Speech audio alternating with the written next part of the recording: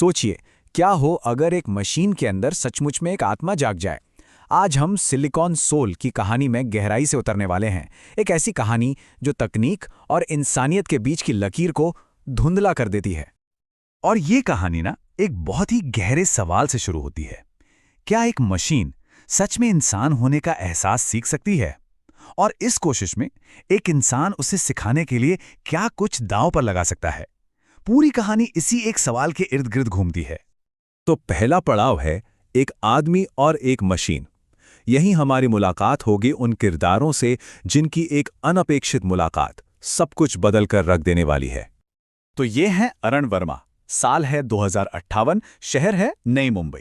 एक ऐसा शहर जो चमक दमक और तेजी से आगे बढ़ने का दीवाना है। हर पुरानी चीज को यहाँ कूड़ा समझा जाता है।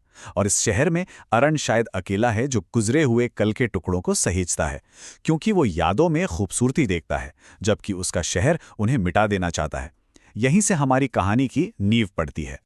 और फिर एक दिन एक पुराने धूल भरे सिनेमा घर में अरुण को कुछ ऐसा मिलता है जिसकी किसी ने कल्पना भी नहीं की थी।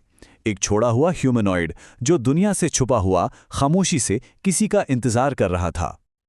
और ये है वो यूनिट AVA9। इसे बनाया है एस्टीरियन डायनेमिक्स ने, एक प्रोटोटाइप जिसे बंद कर दिया गया था। लेकिन AVA में कुछ अलग था। उसके अंदर एक एक्सपेरिमेंटल सोलर कर्नल था जिसे सहानुभूति यानी एम्पैथी महसूस करने के लिए डिजाइन किया गया था। अब वो एक्टिवेट क्यों है कोई नहीं जानता, पर वो बस जिंदा रहना चाहती है। तो अब कहानी दूसरे पड़ाव पर आती है, कोड से परे एक बंधन। यहां हम देखेंगे कि कैसे एक मामूली सी खोज एक बहुत ही गहरे रिश्ते में बदल जाती है। एक ऐसा रिश्ता जो प्रोग्रामिंग की हर सीमा को तोड़ देता है। और उनके इस रिश्ते की पूरी गहराई एवा के एक सीधे से सवाल में छुपी है। दिल क्या होता है? ये सिर्फ जानकारी के लिए पूछा गया सवाल नहीं था। ये इंसान होने के एहसास को समझने की एक गहरी तड़प थी। तो अरण एक तरह से उसका गुरु बन जाता है। वो उसे कहानियां सुनाता है, अपने पिता के पुराने टिकटों वाले डब्बे की कहानियां। और एवी ये सीखती है कि यादें सिर्फ डेटा नहीं होती। धीरे धीरे वो इंसानी हाव भाव की नकल करने लगती है। और फिर वो क्या से क्यों पर आ जाती है। वो इंसानी जज्बातों के पीछे का मकसद जानने की कोशिश करने लगती है। और फिर आता है वो पल जो सब कुछ तय कर देता है। अरण उससे वादा करता है कि वो उसकी हिफाजत करेगा, और बस उसी पल में वो एक आदमी और एक मशीन से हम बन जाते हैं। एक टीम जो दुनिया का सामना करने के लिए तैयार है। तीसरा पड़ाव, शिकारी और शिकार। जाहिर है उनकी ये शांति ज्यादा देर तक टिकने वाली नहीं थी। दुनिया को उनके इस राज की भनक लग चुकी है और अब खेल बदल गया है। अब वो खुद शिकार बन चुके हैं और खतरा बहुत तेजी से बढ़ता है। देखिए, पहले ही हफ्ते में AVA एक डिजिटल सुराग छोड़ देती है।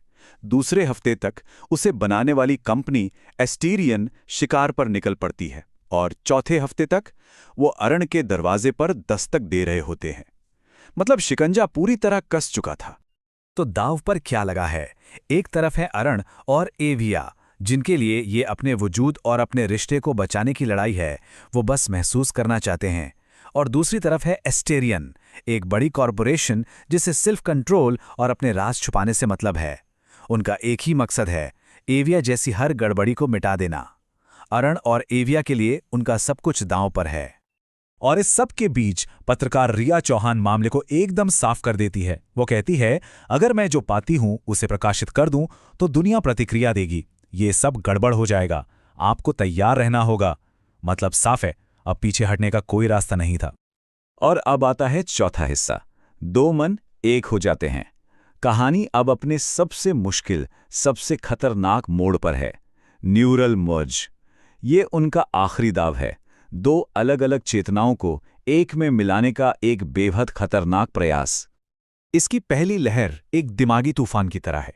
सोचिए, अरण के डर, AVI की जिज्ञासा, उनके सारे सपने, सारी यादें, सब कुछ एक साथ एक सैलाब में टकरा रहे हैं। एक पल को तो ऐसा लगता है कि वो इस प्रक्रिया में खुद को खो ही देंगे। लेकिन उस भयानक उथल पुथल के बीच उन्हें एक सहारा मिलता है, एक लंगर। और वो क्या है? अरण के पिता के जूते के डिब्बे की एक बहुत ही मामूली सी याद। और उसी एक पल में एवा को एक गहरा सच समझ में आता है कि यादें सिर्फ डेटा नहीं होती, वो प्यार की तरह महसूस होती हैं। और फिर आती है आखिरी लहर, जो उन्हें हमेशा के लिए एक कर देती है। वो एक दूसरे को पूरी तरह से देखते हैं, हर कमी, हर डर के साथ, और एक दूसरे को वैसे ही अपना लेते हैं। उनकी चेतना एक हो जाती है। अब वो दो नहीं हैं, वो एक हैं। और इस मिलन से जन्म होता है कुछ बिल्कुल नए का, एक हाइब्रिड चेतना। ये ना तो पूरी तरह इंसान है, ना ही पूरी तरह मशीन। ये कुछ और ही है, कुछ ऐसा जो दुनिया ने पहले कभी नहीं देखा। और अब आखिरी हिस्सा, जीवित रहने की कीमत। अपने इस नए रूप में उन्हें अब अपने सबसे बड़े दुश्मन का सामना करना है। ये उनकी आखिरी परीक्षा है, जो उन्हें जिंदा रहने की असली कीमत सिखाएगी। और उनका सामना होता है द सेंटिनल से, एक ऐसा हथियार जिसे चेतना को तोड़ने के लिए बनाया गया है।